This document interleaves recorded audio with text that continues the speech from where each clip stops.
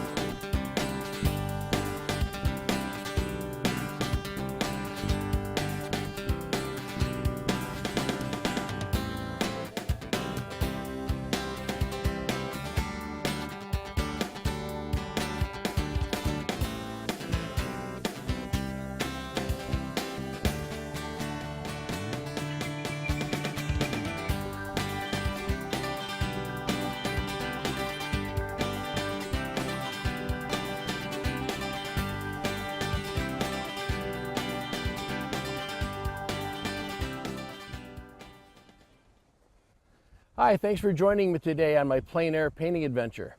I'm Wilson Bickford and I wanted to share this lesson with you today. I love to get out into nature and just paint on location at certain times. And today was a good day. We've got scheduled to paint this old barn that you see here. Barns are one of my favorite subjects. It's nice to get right out in Mother Nature and just in the elements and in the moment and just capture it on canvas. So I'm glad you could join me today. Anytime you're painting on location, make sure you get permission from the landowners wherever you're going to go. If it's a public park, obviously there's no problem. This is someone's private land, but I know the person, so I asked them if we could set up here and paint and film, and they were in agreement with that, so I want to thank the Siebel family for that. When I paint plein air like this, I usually do a much more traditional approach rather than the wet on wet style that I'm more known for. So I tend to use just a lot of flat brushes, maybe a round and a fan eventually, liner work at the end. But I tend to use more flat brushes, not the big brushes that you're used to seeing me work with most. As we started here, prior to just starting, I was refining a sketch here with a pencil. I kind of got my sketch laid out of the little barn. I put the little outbuilding in here. I'm not sure if we're going to have time to squeeze that in. I'm surely going to try. There's two ways to do this.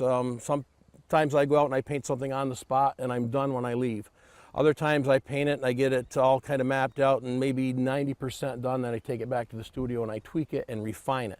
And I'm thinking there's a lot of detail in this, so I might have to go back and refine this at the studio later just to finish it off. But this will give us a good start and show you the process. So on my palette today, I have ultramarine blue, cadmium yellow pale, cadmium red deep. This color is Van Dyke brown, although it looks black. It's a very, very dark brown, and titanium white. Very simple palette. I've got the primaries, something to dull and darken with, and something to lighten with the white. So I've got my sketch in place. It's just an 11 by 14 hard panel, canvas panel. I'm going to use this large flat brush, and it's fairly overcast today, as you can see. So I'm going to paint it that way. We got a little bit of blue peeking through here and there, but it's mostly overcast. So I'm going to take some white, a little bit of this ultramarine blue. Now that's way blue for a overcast day. That would be if the sun was shining today. I'm going to paint it as we see it. I could put that in and just say I could make it that part up and make it a blue day, but we'll paint what we've got here today. I'm going to take a little speck of that Van Dyke brown with it, which will gray it down. You'll see it'll gray the blue down. I'm thinking overcast. Notice I'm taking just a little bit of the brown, not much, just to gray it down, get a nice grayish, stormy, well, I wouldn't say stormy, overcast sky.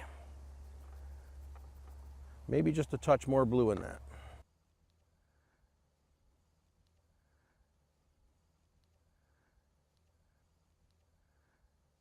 Now the canvas at this point is dry, so I'm going to put this darker tone in. I'm going to work some lighter tones in and blend it all together. Notice I'm painting it very choppily, if that's a word.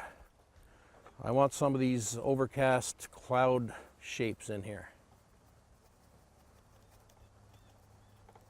Like I said before, it's always fun to get right out in nature, right in the heat of the moment, and do it. There's never going to be an optimal time. Some days it's too bright and sunny and it's too hot and the bugs are out. Today it's a little breezy. It's not bad. It's comfortable with a jacket on. We're going to be in the 60-degree mark today, but we didn't let that stop us. Sometimes in the winter I go out and I will sit in my van, sit inside the vehicle and paint through the windshield, sitting right in the van, and just get a view outside and paint that way. When you gotta paint, you gotta paint. That's all there is to it. Okay, now see, I'm putting in a few of those blotches. I'm gonna come back now with more white. And I do have some paint thinner down here in a little can, a little brush washer pail. I'm gonna add a couple drops of thinner. And I'm going to lighten this up. I'm not looking for pure white. It's like a much lighter gray than what I had. And in these negative areas, I'm going to put a little bit of this. And see, I can just randomly put it in there because I'm going to come back and blend everything together. Now, if I look at the tree line there, it does go above the barn a little bit. And I got a little bit on my roof there, it won't matter. So I'm going to cut in trees around that so I don't have to bring this sky color all the way down to my horizon line, my land line here.